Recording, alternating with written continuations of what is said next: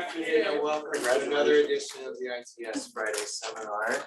I am very pleased to introduce our speaker today, Adonia Lugo, who's a cultural anthropologist, was born and raised in traditional unceded Ashaman territory, and now lives and works in the traditional unceded Tongva territory in Los Angeles. Adonia began investigating transportation, race, and space during her graduate studies at UC Irvine, where when she co-created the Los Angeles Open Street event Ciclavia. I volunteered at the very first one, very exciting, and the organization today known as People for Mobility Justice. Since receiving her doctorate in 2013, Adonia has applied her research on human infrastructure in the transition to sustainable transportation and collaborated to define the concept of mobility justice. Her book, Bicycle Race, Transportation Culture and Resistance, came out in 2018. It's an excellent book. You should all read it. Adonia is an equity research manager at the UCLA Institute of Transportation Studies and a core organizer of the Untokening, which also has great resources. You should read those as well. In May 2022, Governor Gavin Newsom appointed her to the California Transportation Commission. So without further ado, Adonia, it's yours. Thank you. This, I'm pretty sure, is my first in-person presentation in a very long time. So I'm feeling really weird right now that I'm not at eye level in my screen. So if I move funny, give you some grace. I am very pleased to be here with you today to talk about some of the work that I'm doing for the University of California Institute of Transportation Studies system. We are in the home of Davis ITS. I'm based at UCLA ITS, and I'm also doing work with folks at Irvine and Berkeley. And my role as equity research manager is a new one that was created last year, and I'm getting to help kind of figure out what we can do to bring more equity into the research that's funded at ITS. So I wanted to use today's talk as an opportunity to parse out some of the thoughts I've had around how my work in mobility justice, specifically with the Untokening, informs the strategy I've been developing for equity at UC ITS. So that's what we're going to go through. I'm going to start by talking about my research methods as an anthropologist and the work that I developed through the process I developed through the Untokening, and then how I am hoping to apply some of the critical thinking from the 1.0 principles of mobility justice to UC ITS. And you'll see that, I've changed my title. I was originally calling it Defining Mobility Justice Research Agenda for Transportation Equity in California, but I decided to shift it to a speculative mobility justice research agenda, because I definitely see myself as still being in a kind of questioning phase of, what is going to be an approach that's sustainable and brings people along for embedding equity in transportation research. So you'll see that I actually have a lot of questions, and I'm interested in hearing your thoughts. If there are particular questions that I bring up, that maybe you share that question, or if you have some, insight into it, or it spurs something else. So we'll incorporate some of that Q&A into the talk itself, but then we'll also have time at the end for additional questions. So this is so funny. Anthropologists do this thing called ethnography. So I was trained, I have undergraduate, a master's degree, and a PhD, all in anthropology, cultural anthropology. So I'm like really tied to this one methodology. What we do is what we call ethnography. And ethnography basically means spending time with people, and from spending time with people, developing ideas about what they might all take for granted, but not talk about explicitly, or how culture operates in a place in ways that, we might think that there's continuity, but actually things shift over time, but somehow our everyday ways of doing things kind of help us to feel that that things are remaining the same. And anthropologists, as the folks who were here for the lunch earlier heard me say, are really focused on power and thinking about how power operates through culture. So questions about race and class and gender, and all of these different human created categories for how we order people are questions that have been in the discipline of anthropology for a long time. So with ethnography, as an ethnographer, you're supposed to go into a place and figure out what works in terms of how you present to people and build trust, and find ways of just getting to get a sense of how things operate there. But you're also supposed to be attentive to the power dynamic between you and the people who you're interacting with. And there is a lot of work in anthropology in the last 30 or so years that has focused, maybe to a fault, on that dynamic and kind of examining, who am I as the researcher and how do I impact this field I'm studying? So anthropologists pretty much agree at this point that we're not a fly on the wall. That was an earlier idea of what anthropologists did, that we just came in and we observed, and somehow being observers, we didn't change the situation we were looking at. We don't believe that anymore. And in fact, anthropologists believe that all researchers actually change the subject and the field that's under study, because we're people and we see things from particular perspectives. There's no one perspective.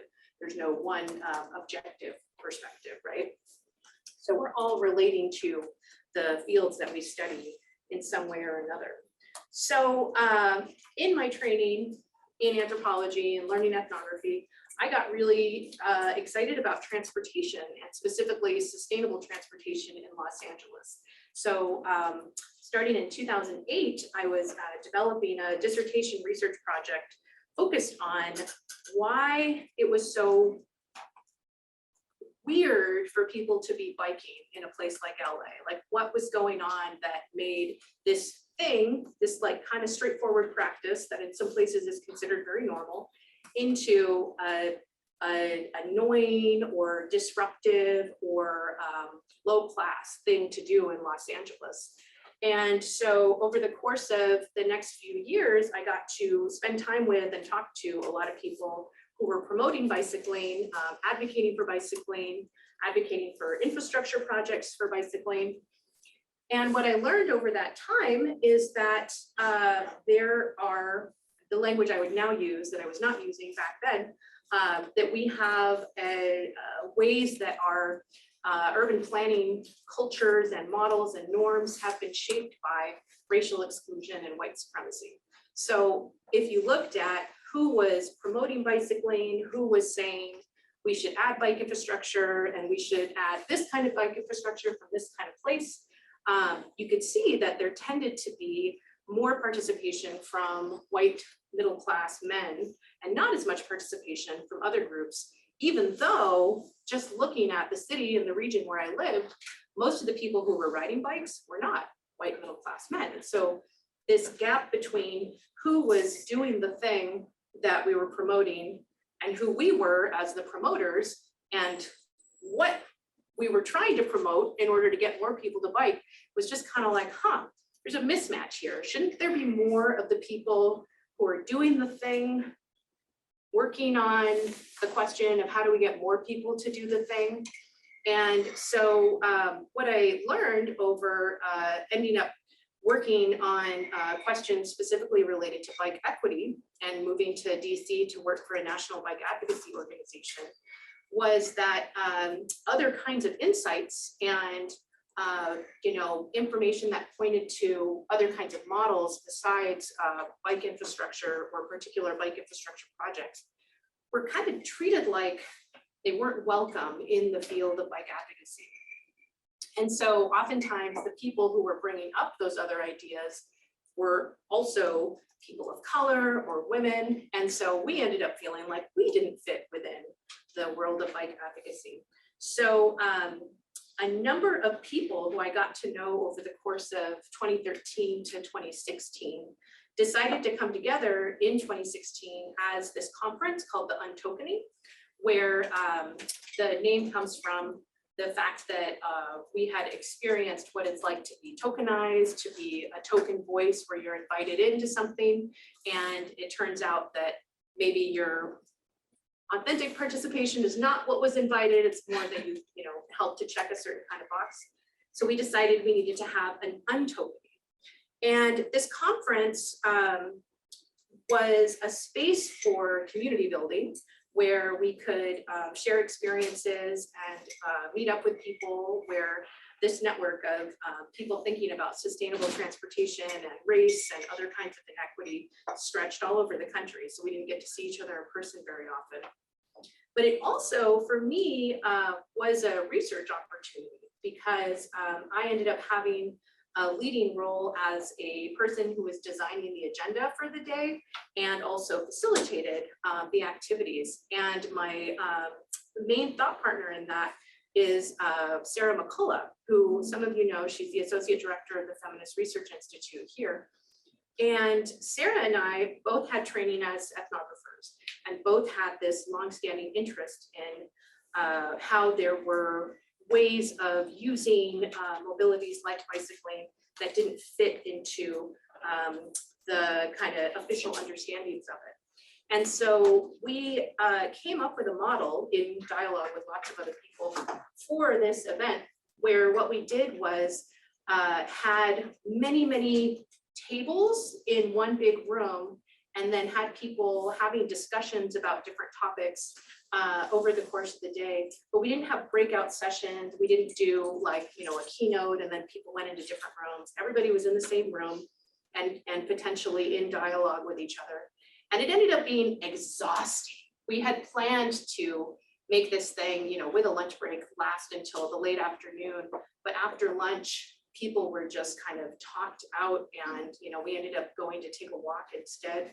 But what we came out of that event with was a huge amount of notes because people had been writing down the topics that were under discussion at the tables they were sitting at. And so what I kind of intuited as a method from this, it's almost like I didn't have this really sketched out before we actually did the convening, but what I can now look back at and say we were doing was we were doing research on transportation using this kind of ethnographic style and actually building this network or this human infrastructure of people who had shared ideas about transportation so that we could support each other in being able to elevate those ideas in the field.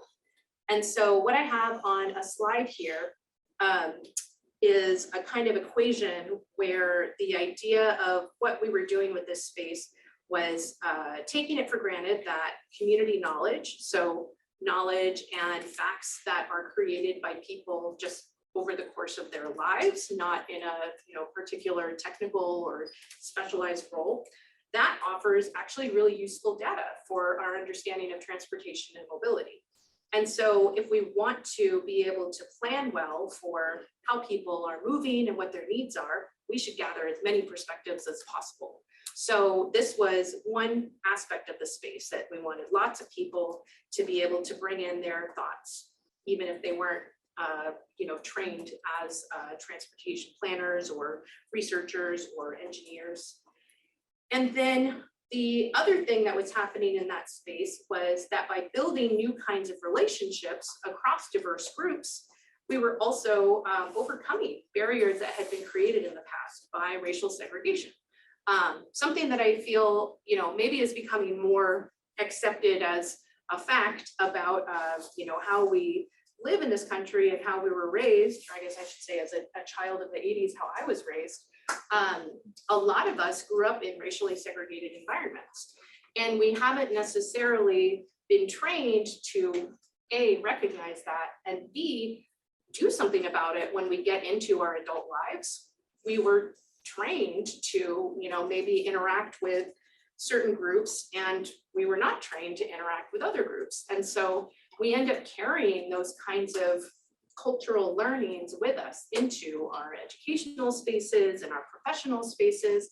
And so what we were doing with creating this different kind of human infrastructure at the Untokening was, hopefully building bridges, building relationships so that these ideas we had could be going to different places and overcoming some of those legacies of racial segregation that we all lived with. So human infrastructure is just kind of like the gloss I use for this process, and the outcome that that we wanted to produce, and that I think we were able to achieve. What it says at the bottom of the slide here is holistic visions for resilient transportation futures rooted in community care. So a really core element of what brought the Untokening together was that we were people who were passionate about sustainable transportation, whether it was biking or transit or walking or multimodal or being able to just access basic mobility with a personal mobility device. We just felt really passionate about that, and about it being, something that could be an intervention in making the world feel better for people around us. So thinking about community care. And so with that as our reason for coming together, we ended up deciding that we would use this term called mobility justice, where we knew that there were terms that were already out there that many of us were using that referred to things like addressing past harms, the biggest one being transportation equity or mobility equity. A lot of people were starting to use equity by 2016. But we felt like there was something about that term that didn't go quite far enough. And so the idea of mobility justice became the thing that we used as an umbrella for what we were trying to create. And so this, what I'm showing on the slide now, is a snapshot of the people who participated in the first Untokening conference in 2016. And it's a picture I always love seeing because there's so many faces filled with joy, and it was a really special thing to be part of. So happy to share that. So again, the process that Sarah McCullough and I used to put on this conference was an ethnographic one, where we wanted to support the growth of this human infrastructure for mobility justice. And then the outcome of that, in addition to those kinds of relationships, was this document that we ended up calling the Untokening 1.0 Principles of Mobility Justice. So this is what came out of all of the notes that had been gathered on that day in November 2016. And a team of us, there were, let's see, Naomi Dorner, Joe Lee, Sarah Suleiman, Carolyn Shapansky, Sarah McCullough, and me. I think that was everybody. There were a whole bunch of people who were professional writers who worked on converting those notes into a kind of condensed document. And what I want to do now is share some of the principles of mobility justice that we developed and how I'm working to bring them into the context of UCITS, where I'm now, as the equity research manager, engaged in this project of building human infrastructure for more transportation equity or mobility justice in the kind of research that's done here. And so I'm bringing you all into this thought process that's in development for me, where I have put together a plan for how, what I'll be doing as my job, like my work plan for 2023, that has been largely approved by the ITS directors. And now I'm kind of digging into it and trying to see where do the principles of mobility justice show up in the process that I've developed and the strategy that I'm using here at ITS. So I'm not going to go through all of the principles of mobility justice. I'm just going to highlight a few of them. But before I get into that, I want to just give a really broad definition of what we might be thinking of in the realm of equitable transportation research. So one of the first things that I started thinking about when I started my job last June is that, even saying transportation equity or transportation equity research, it can be kind of slippery, because there actually is a subfield within transportation research that's focused on transportation equity. And that has been largely focused on public transit, but it covers other areas as well. There's a whole legacy of work on transportation justice and transit justice. And what I saw coming into UCITS, which covers many transportation topics and many methodologies that researchers are using, is I really wanted to emphasize that what I think we need to be doing is looking at equity across those research fields, not just thinking of transportation equity as its own subfield. So I think equitable transportation research should have a broad scope. We should be working on embedding equity across the scope of transportation research. I also think that we need to be thinking about the impact that transportation research can have. So coming from a field that's more rooted in the humanities, anthropology, we are not well positioned to share our research findings with policymakers or agencies. You know, there's not an urban anthropology department at in our cities the way there's an urban planning department. The way that discipline has developed has actually gotten more removed from the public over time, not engaged the way that a lot of the fields covered in transportation are. So I think that some awareness about that is really important. Transportation research feeds into planning, policy, industry, and the way that it feeds into those spaces is through human infrastructure, through these relationships that researchers have with you know, former classmates who now work at public agencies, or you know, the transportation staffer of an elected official reached out one time to ask about some, you know, particular jargon. These relationships are very broad. It would be its own big research project to just map who the ITS funded researchers are in dialogue with as they develop their research projects and share findings. So there's good potential for impact if we really try to embed equity in transportation research.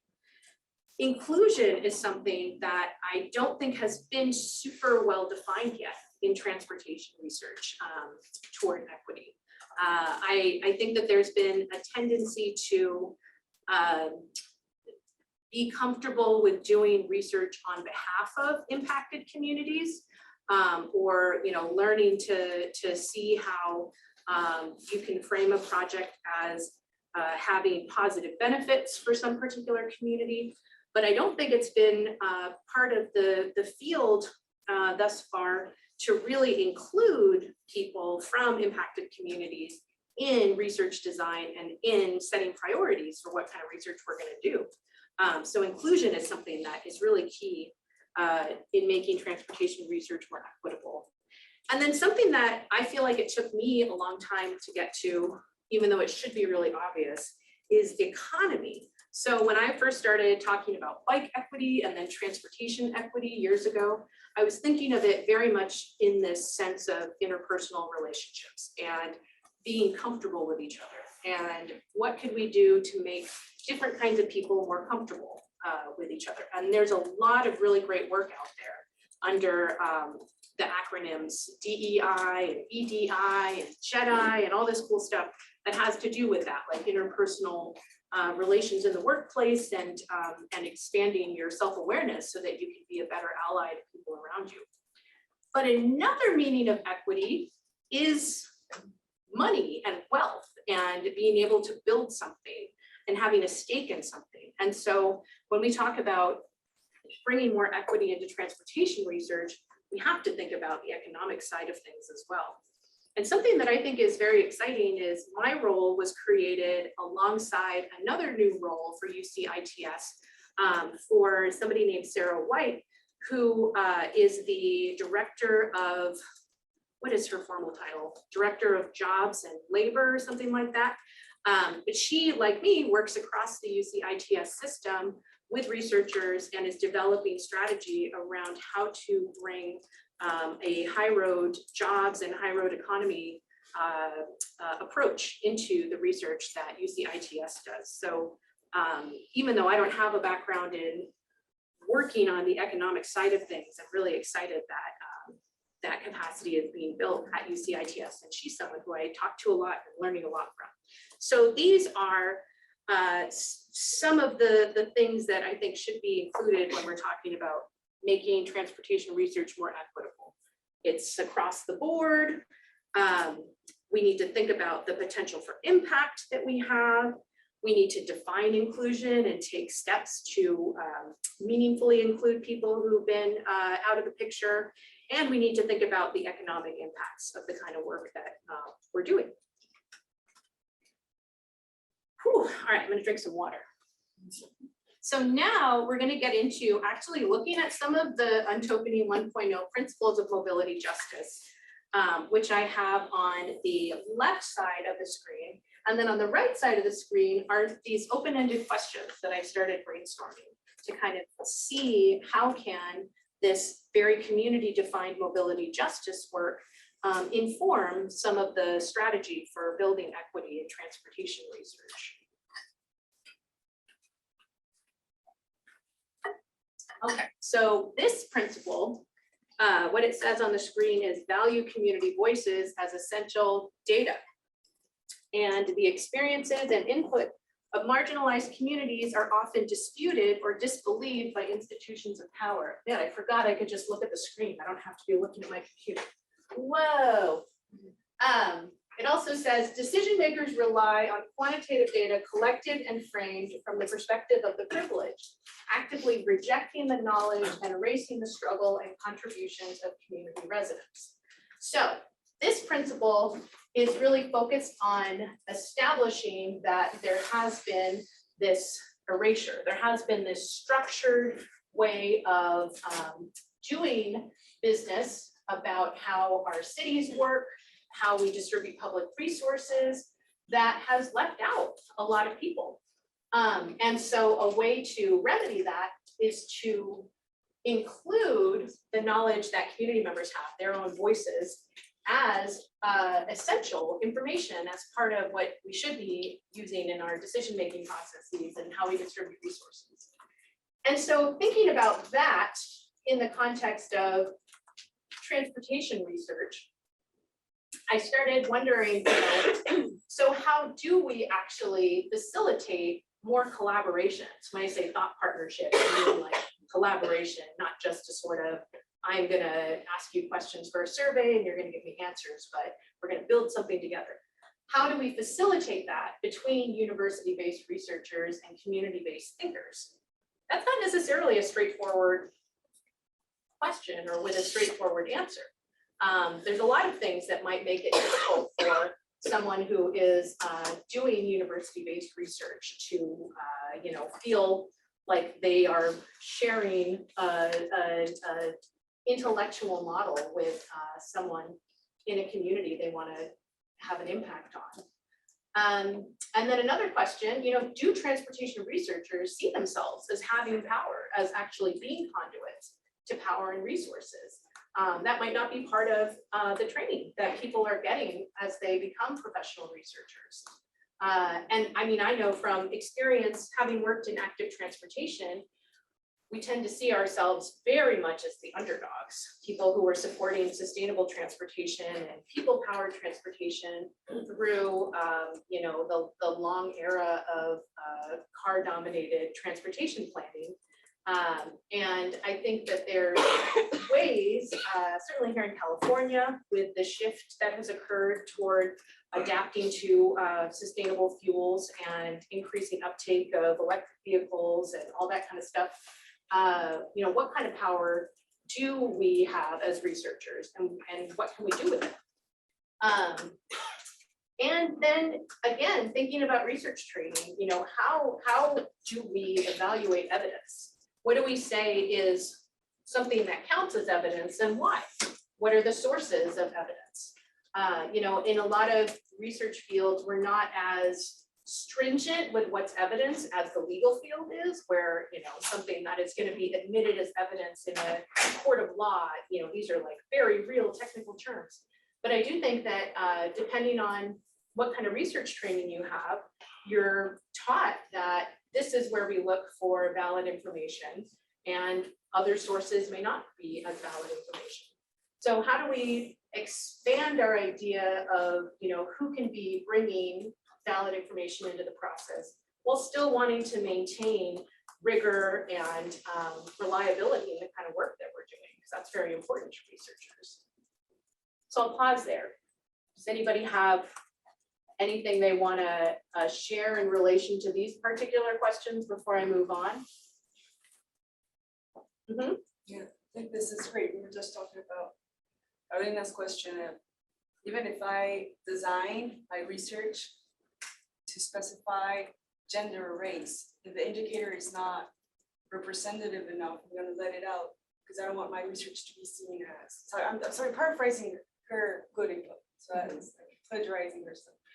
The point I want to make is, like, I think I'm taking it as an invitation to empower us as researchers to really design based on these principles, not just our technical training that might be, you know, sigma 0.5 versus this is what society needs because we're the qualitative conduit of seeing the needs of people, for instance, especially if they, hopefully we can bring them in the room and into the table of design. It might be gradual. So I take that we can choose to do it slightly different and not be afraid to be like, oh, they're just gonna tell me that I'm crazy or my work's not valid or they're not gonna fund me anymore. That's our fears, right, as students. Yeah, I think I really agree with what you're saying about choices. I think that researchers have choices about how they're going to approach the topic they're studying. And oftentimes we maybe don't think as much about what those choices are or that we could possibly make another choice. So yeah, I think having a sense of where your power is to make choices in who or what is included in the research is part of it. But I kind of wonder if this brings up a knee-jerk reaction from anybody, you know, if you have a sense of like, well, if we're just going to let anything be, you know, evidence, or we're going to let anybody have a say in a particular project, then things can get chaotic. Does that sort of come to anybody's mind? Just wondering. No, I was just gonna add that if you're in like a social outing, not even like a coffee, everybody has something about transportation to say and complain usually. And if you're a transportation specialist, everybody complains to you, and then they all want to know what you're going to fix, and then you tell them get off the car, and then you say no. But that's like a typical thing that happens. I don't know if other people have had the same experience, but like you go to a meeting, family meeting, and the first half an hour is everybody's complaining about their trip to the meeting and what you're going to do about it in the future. But so they're all experts because they all experience it. But I feel the thing with transportation is like let's say trained people on transportation, it get very hard time trying to explain to others what we think could be a better way. So I guess that's my thought on that, because everybody does feel like an expert because they do have daily experiences on transportation. But yeah, it's difficult to like bring those in. I totally agree, and I can't even tell you how many things with bicycles on them I've been gifted over the years, because people do talk to you about transportation if you're a transportation researcher, and I think that's to me, one of the attractive things about studying transportation is that everybody experiences it, whether they have expertise in it or not. They leave their home, ideally they have a home, and they get to leave it from time to time. And in the course of doing that, they are experiencing the transportation systems we have. They are interacting with the transportation cultures that give our streets a sense of place. And you know, I think that that's really interesting, and it keeps transportation very alive, right, as a topic. But I think a way of narrowing things down or saying, you know, why are we privileging this voice over this voice? That's where the concept of equity can be helpful, because we do have this problem where some voices have been able to speak louder, or be the only one speaking in the past. And so an equity lens can help you to give some justification and rationale for why you want to be including particular communities' voices in something. And I noticed that there were some hands up. Are there people? There is one, there's actually two. There's two questions. Prashant, go ahead and type in your question and I'll read the first one. The first question I have here is from Alex Kennefic. How has, okay, not sure if this is how you say it. How has LACBC evolved over the years from Rhody Central through the initiation of spokes/local chapters to Tamika and post-Tamika and the name change? Are untokening based approaches still supported? One, has the organization backslid? Two, and what is needed to promote equity in SoCal at the local level? Three, so there's three questions. All right. Well, I'm going to say, hi, Alex. How nice to hear from you. This is someone who was the former board chair, I believe, of the LA County Bicycle Coalition, Okay, which recently renamed itself Bike LA. And I think, Alex, we're just going to have to get together to talk about that stuff, unless people want to hear some LA specific things later on during the Q&A. But it's really nice to know that you're listening. oh, perfect. There was Prashant just said I have a question, but I'll just wait to see if Prashant types in his question and I'll let you guys know if it appears. Okay. It might be the Prashant who I'm going to meet with next week. So we could ask his question then. Yes. Yeah. Okay. You were thinking about asking a question. Are you going to say something? Yeah. Yeah, that I am. To what extent has any of this actually been formed into tangible policy or tangible guidelines?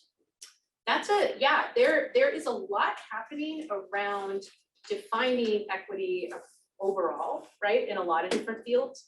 In transportation, here at the state level, there's a few different things. So there are people focused on equity at the California State Transportation Agency, CalSTA, at Caltrans, and at the California Transportation Commission. And those three bodies recently established it's a long name, Interagency Transportation Equity Advisory Committee of community-based experts who can in some way interface with the kind of work happening at those three agencies. So this work is very much in development. The Principles of Mobility Justice document, when we released it in 2017, we didn't really have I would say we didn't have a real targeted idea of where the principles were going to spread or what kind of influence they were going to have. But we've been able to see over the last few years that they've been in many places. They've helped to start conversations or continue conversations about equity and justice in a lot of transportation agencies around the country. And so I would say that this is kind of like the big picture stuff that in many places is being developed into more practical on the ground guidance in the current moment. For example, something I was talking about with the folks who were here at the lunch is the Biden administration created this Justice 40 initiative where they're now going to be having this lens on federal spending with a targeted equity approach, 40% going to communities that are disadvantaged or priority populations or whatever the specific terminology is. But I think that there is a lot still to be figured out on the ground around how this stuff lands. So yeah, just lots to be figured out. But even just getting the big picture out there and getting people into a conversation about, oh yeah, stuff's been missing. We should bring that missing stuff in, has been its own many years long process, I think. So I have a follow-up question. You talk about knee-jerk reactions from us. To what extent would you expect any knee-jerk reactions from different states in the union banning this kind of thought process when it comes to transportation expenditures? Yeah, I wouldn't be surprised, right? Because I think those sorts of contests are happening a lot.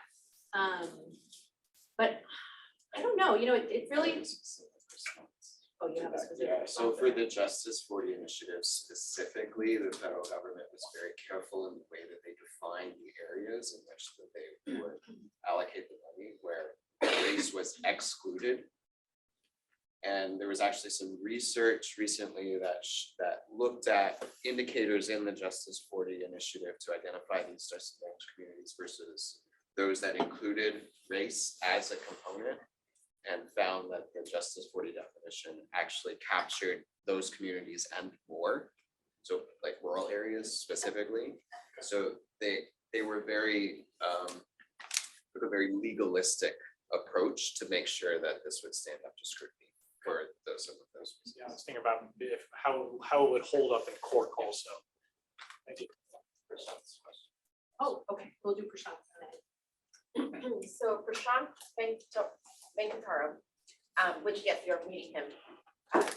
You look forward to that.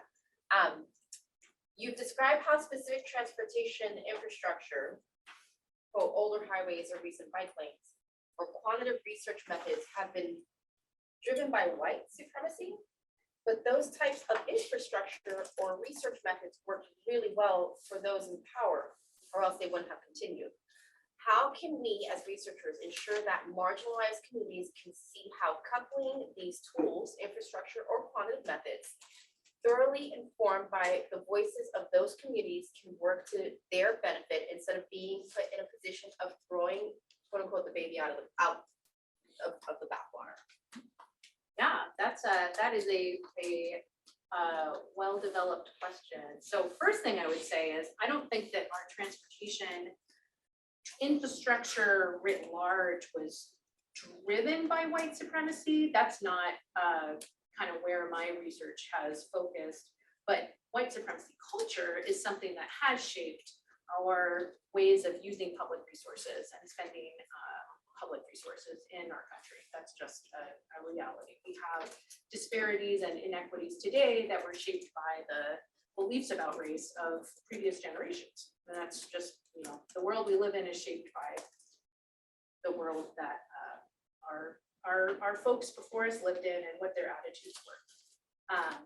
But I think that a short answer to Prashant's question is this is a question around inclusion, because I think that it's easy to look at certain methods or proposals for changing our transportation systems that are only coming from one kind of experience or perspective.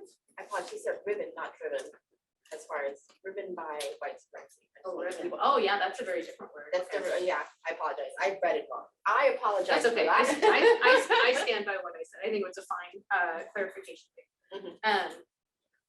So if we don't have more people from communities that represent the diversity of our population in the mix with developing ideas for the future and testing ideas for the future and explaining how these changes are going to be beneficial to communities that they themselves are part of, I think it's very easy to be suspicious of them. It's very, you know, the problem of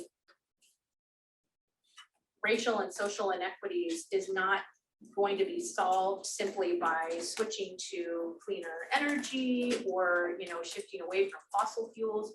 We're just going to reproduce the same social structures that we have unless we intentionally, you know, go in and make changes.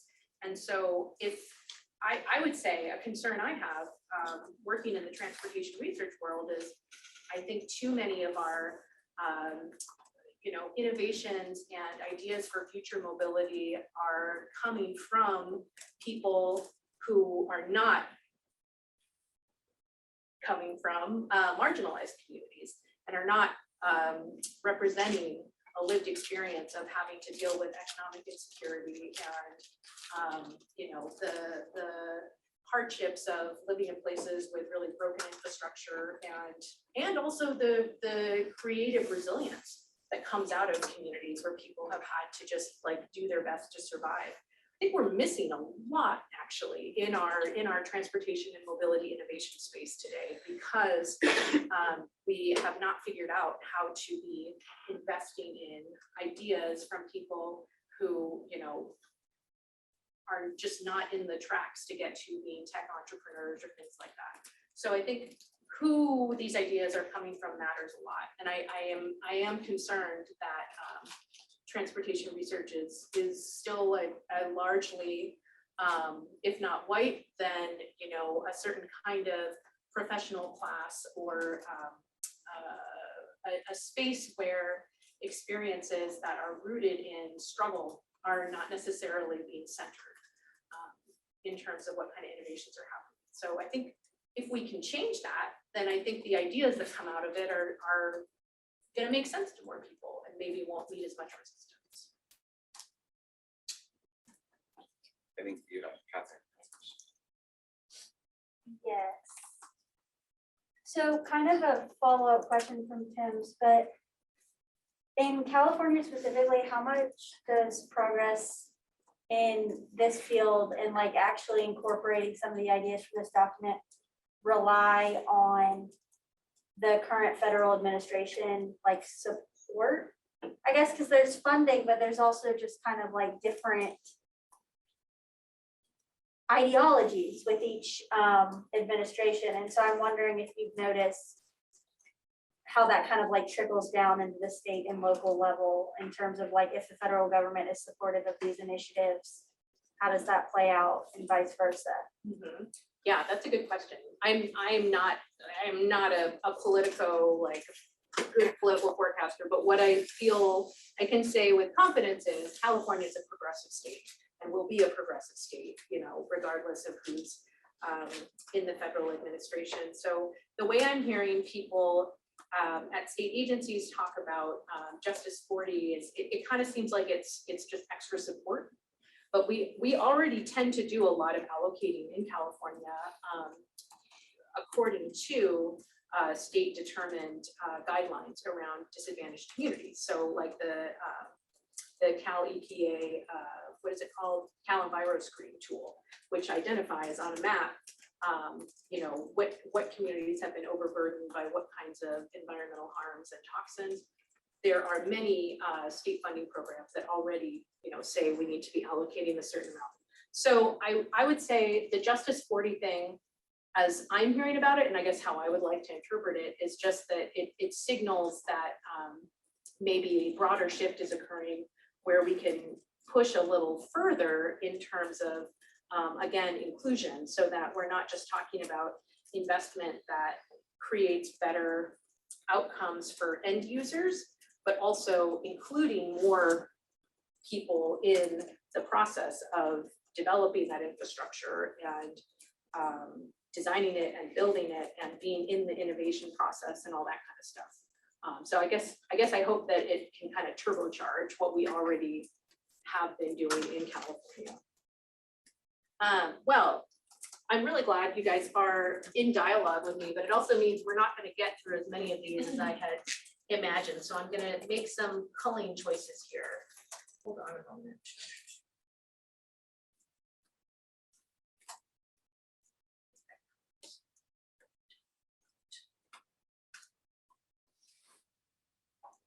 Well, here's something, yeah, let's talk about this one. Okay.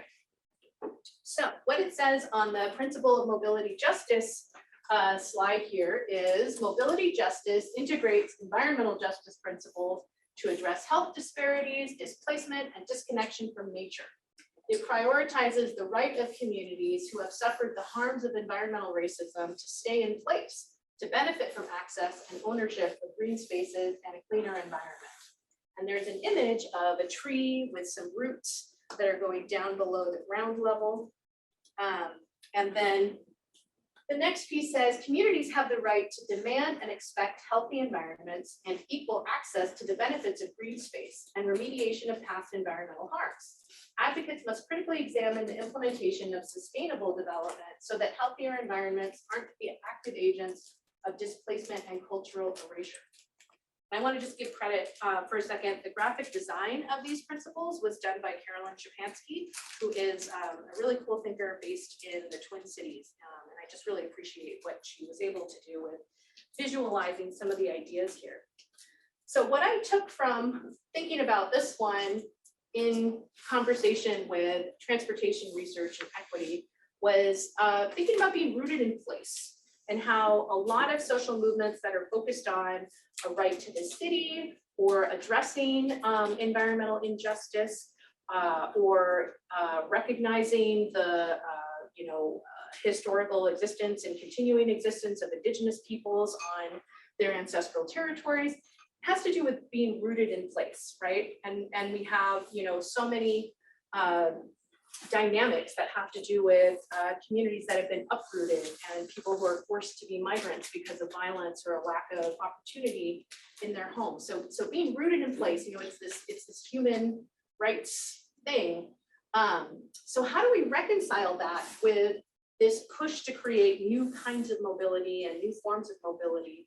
How can we actually make mobility technologies into something that supports people being able to stay in places on their own terms? And so what I started thinking about was like, if we are switching to zero emission vehicles, or if we start having, air taxis or things like that, where we can be moving people around without on-ground congestion, is that a way people want to be living? I'm seeing a lot of things these days through the lens of being a relatively new parent. And I found that I really don't want to be that far away from my kid. Like I have this sense of, oh yeah, I would like to be, closer to her. So how much do people really want to be traveling really far, working from home? And this is like a purely speculative question, but the point is, as we think about, shifting fuels or what kinds of new mobility technologies should be brought into our cities and our land use, how are we, whose idea of a good life or quality of life or, an American dream are we supporting, right? And I think that those are questions that I would definitely like to help bring into transportation research more.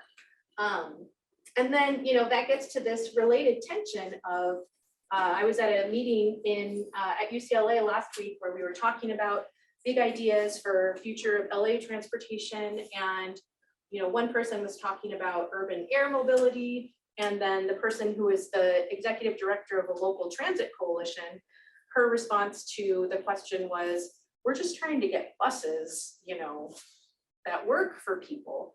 And so when we have these, just, the ongoing lack of access to basic mobility or good, what's the word? Like universal basic mobility is something that more people are talking about. We're still working on that. So then how do we reconcile that or square that with thinking more about, newer technologies that maybe are being pushed by other kinds of pressures? And with the introduction of new mobile technologies, are those pressures coming from researchers? Are they coming from government agencies? Are they coming from policymakers? Like who is putting the focus more on kind of like the new gadget or the new gizmo as opposed to solving basic transportation problems? So these are some of the things that have been swimming around in my head as we try to work on bringing in the awarenesses from environmental justice of the need for communities to be able to thrive in place with a focus on mobility in transportation research. So I'll pause there. Does anybody want to add anything before I move on to my next slide where I talk about what I'm actually doing for UCITS? Let's go. Skipping that. Okay, so what I decided made sense for trying to develop more equity in transportation research across a 4-campus system where each campus is ITS is its own world with obviously different faculty with different expertises and relationships and things like that. I decided that we should really be encouraging ITS to develop an equitable research culture, as opposed to, me as the equity research manager doing trainings with all of the researchers that may or may not really meet them where they're at, or somehow multiplying or duplicating myself to weigh in on potentially hundreds of research projects that are happening at any given time.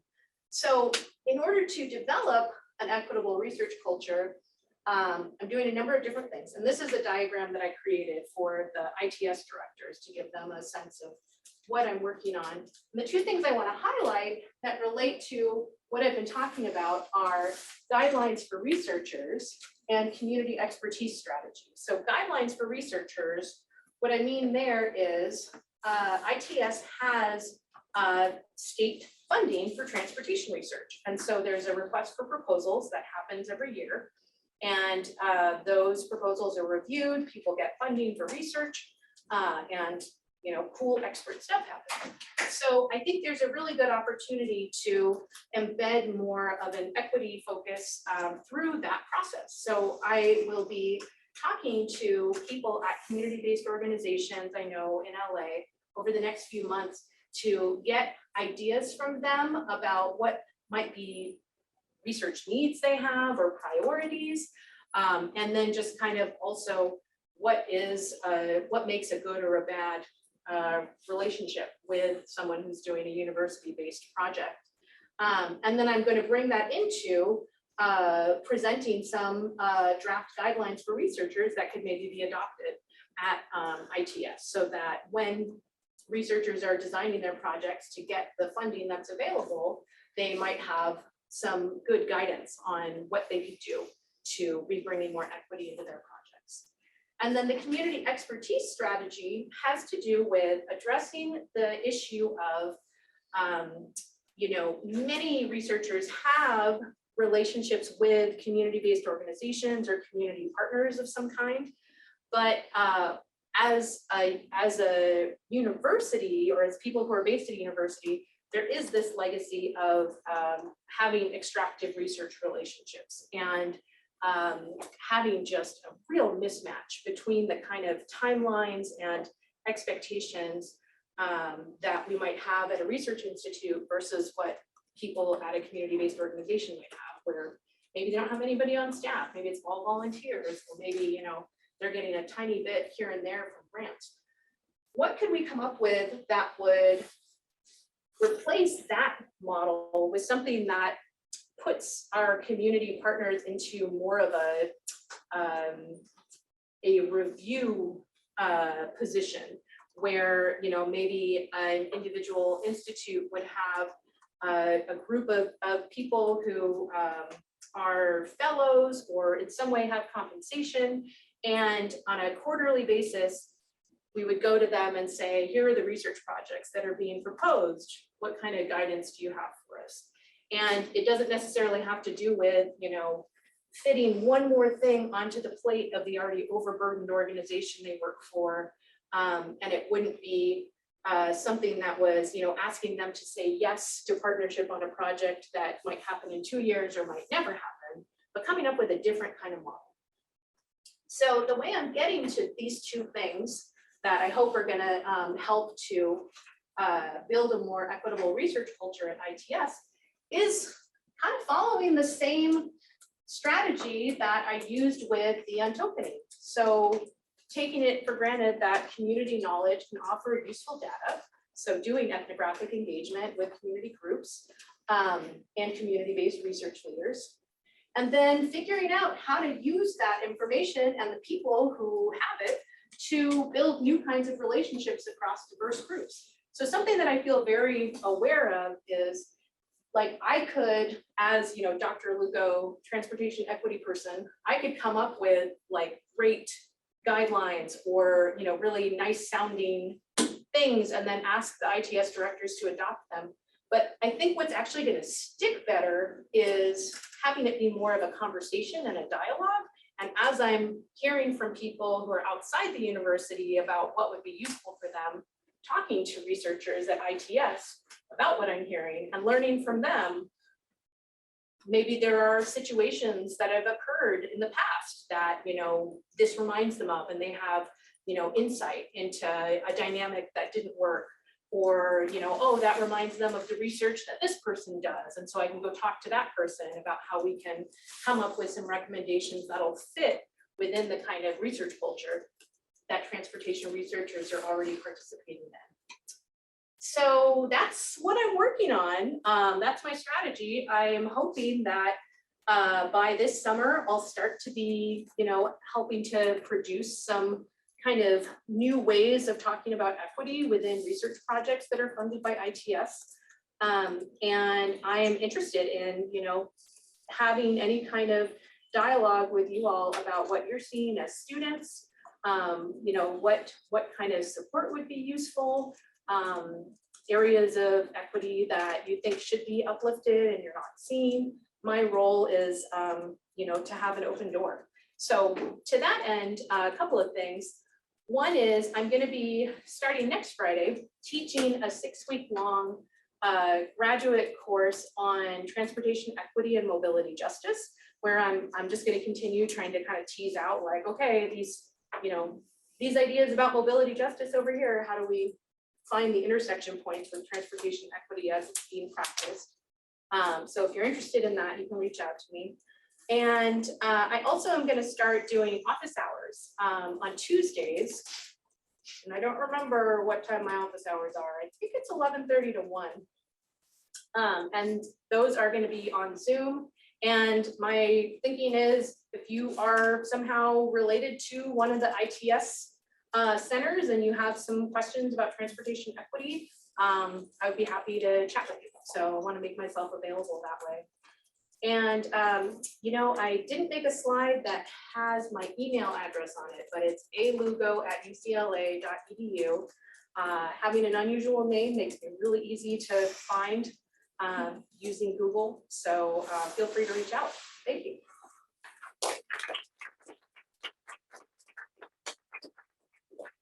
Just about 10 minutes left for questions. Stuff that didn't get asked.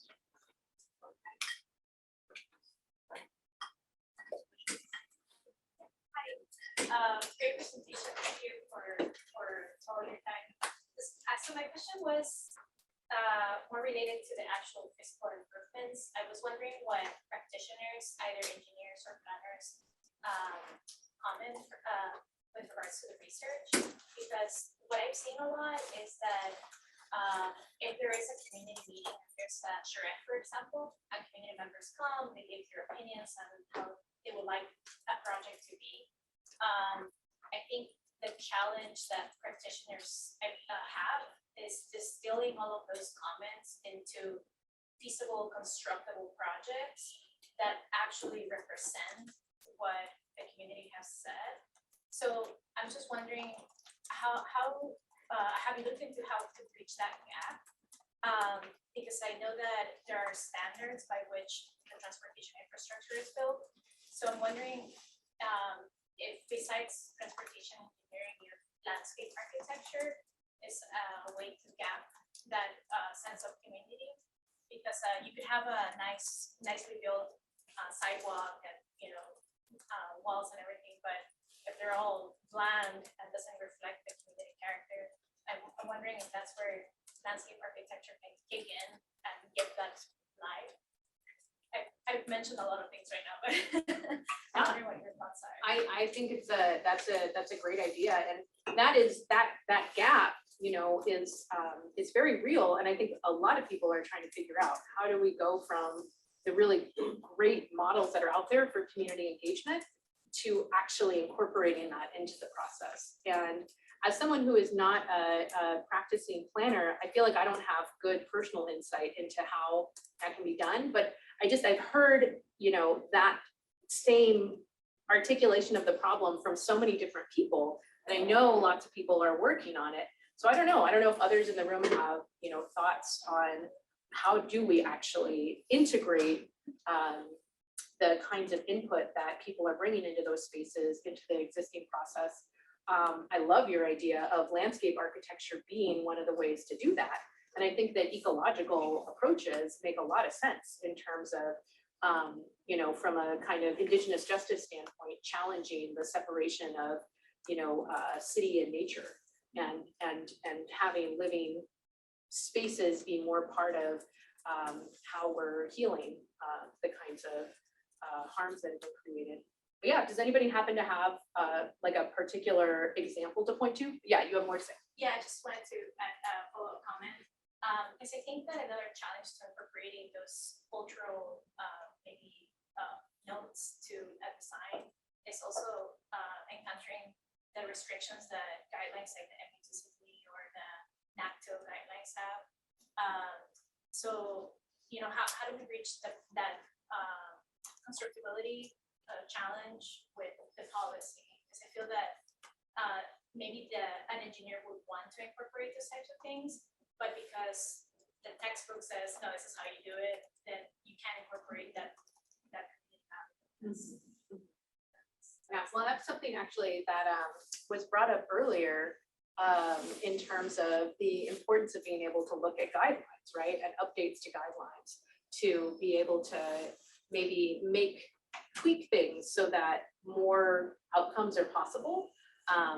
And I think that engaging with those kinds of processes where guidelines are updated can be a really wonky and difficult process to be in.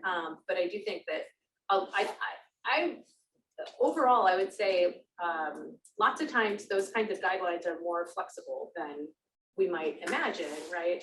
And so being able to influence change there, it would be one strategy. But I also think that, sometimes sometimes people will point to a regulation to say no to something, right?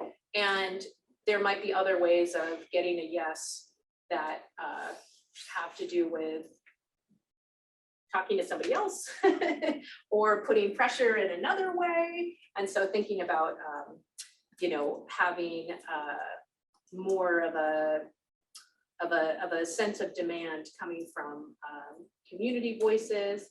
And anyway, but what you're making me think about is how I think that it can be really tough. And I'm saying this as someone who, it has a lot of privileged access to information about transportation policy and regulations.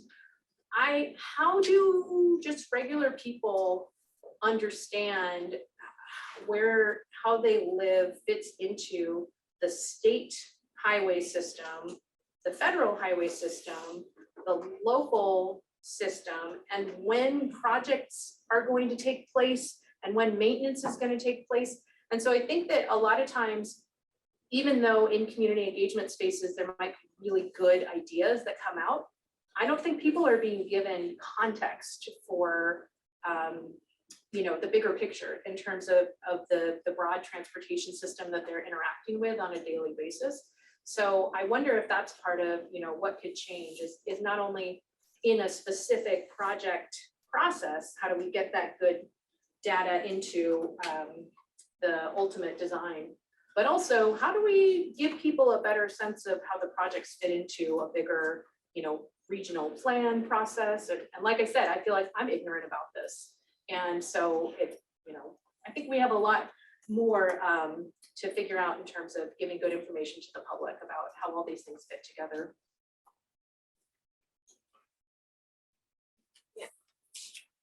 Thank you for your presentation. I just wanted to know from your own experience, like you must have engaged a lot with community members working across different transportation issues. But it often happens that whatever feedback or suggestions that are coming from the community, they are not actually implemented on ground.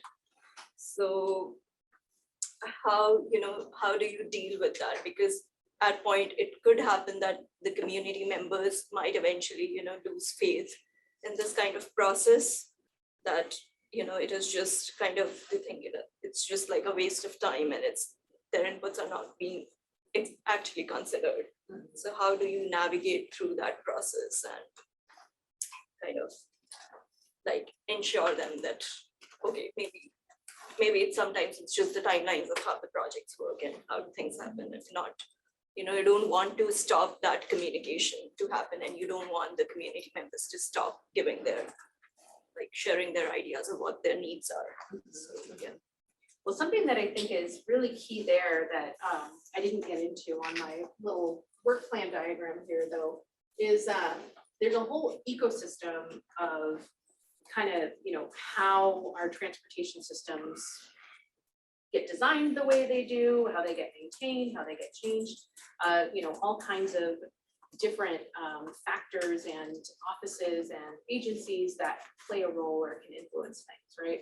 So what I've seen from really effective community-based groups is they do power mapping and analysis so that they have a kind of strategy of, we're going to put pressure here because we think it's going to lead to this. But something that's key in that is, I think, being able to pivot and then put pressure over here, right? If a particular strategy isn't working, because I do think that that possibility of burnout is so real, right? And that's I've been learning about a situation down near where I live in LA, where Caltrans purchased a lot of housing along the 710 corridor decades and decades ago, with plans to expand the highway there and connect two sections. And it was something that a wealthy, largely wealthy community was able to block over the course of many decades. So the project was eventually canceled. But in the meantime, a lot of this housing had been sitting empty for quite a long time. And at the beginning of the pandemic, there were some homeless families who organized an action to just go take over some of this empty housing. They called themselves Reclaiming Our Homes, or the Reclaimers.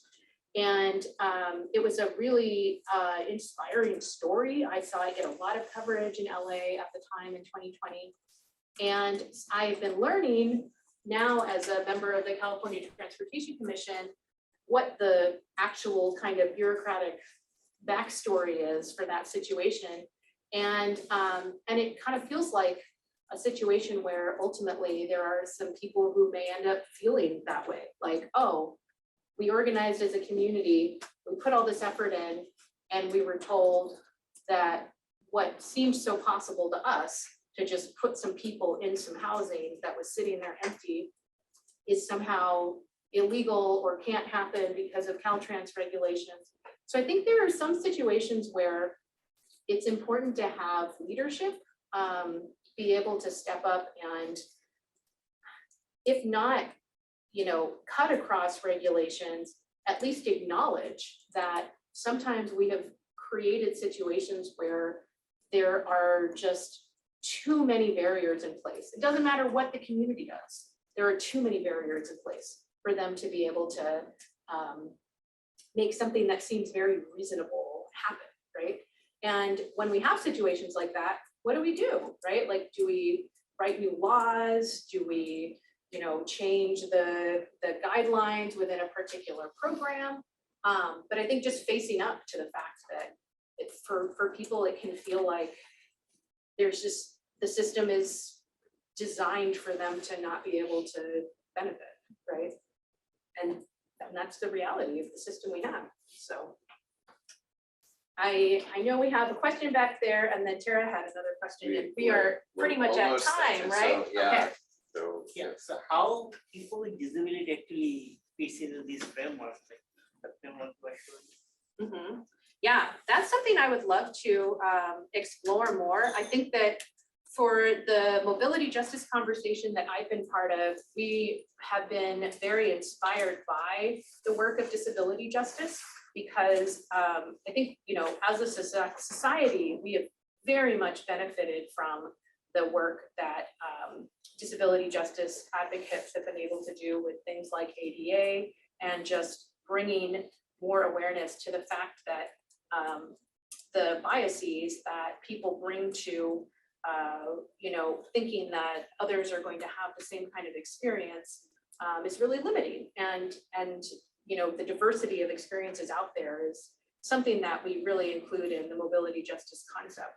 That's conceptually. I would say, in terms of practically, I feel like this is just an area of growth in my work. I would like to collaborate more with folks who are speaking from a perspective of disability justice. And it's something that could be, worked on overall. So if you would like to chat more, I would be very happy to. And I think that I would really like to develop some partnerships with organizations who are working in that area. get the last class. Okay, Lots of lectures. there's time. It's We're very gonna great. do Like 1 research minute. here, and some of us may not be able to take a class, I explain the personal stuff a little bit, so. What are big do's and don'ts when doing research, so it's not extractive, if that could be summed up? Yeah, I'm gonna just make a note of that as something that would be useful to develop. And I'm not gonna be able to offer it right now, but I feel like that could be some sort of, document or workshop that's offered through ITS. That would be kind of an accessible way for people to get started with engaging more with community-based research. So we'll talk about it some more down the line if that works. Sure. All right, well, you have some homework to do. But I think we all do. So again, appreciate your time, Adonia, and sharing what's going on with ITS, and hopefully we'll be able to contribute and benefit.